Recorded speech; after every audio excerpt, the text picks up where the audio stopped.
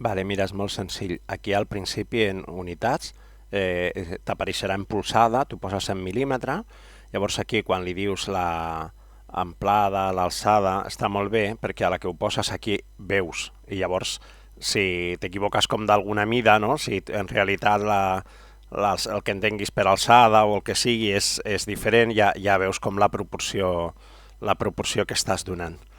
Llavors, un cop tens les mides posades, li has de dir si la mida és interior o exterior, vol dir si has fet com comptant des d'aquesta vora de dintre fins a aquesta vora de dintre, o si ho has fet comptant des de fora o des de fora, per si vols dir el que mesura la caixa en total o l'espai total per guardar coses, ¿vale? Això és aquest interior-exterior.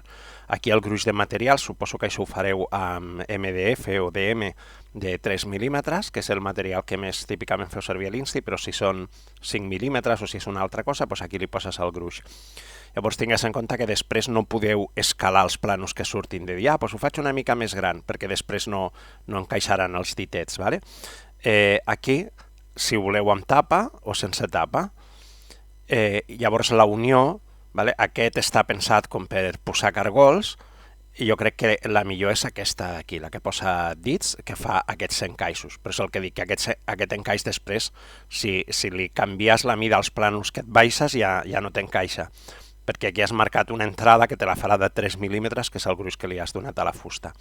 I aquí és per si vols que et faci molts ditets o pocs ditets, ¿vale? Vas movent ditets petits o ditets grossos. Llavors, quan li dones al descarregar els planos, et surt això i les etiquetes és que et guardin l'arxiu aquest nom. Com que tu això no ho necessites per la caixa, pots deshabilitar-lo. I llavors aquí tu pots descarregar tant en SVG com en DXF. Tots dos formats els podràs obrir després amb el BIM Studio, que és l'aplicació de control de la talladora làser. Li dones a descarregar i ja se't baixa l'arxiu.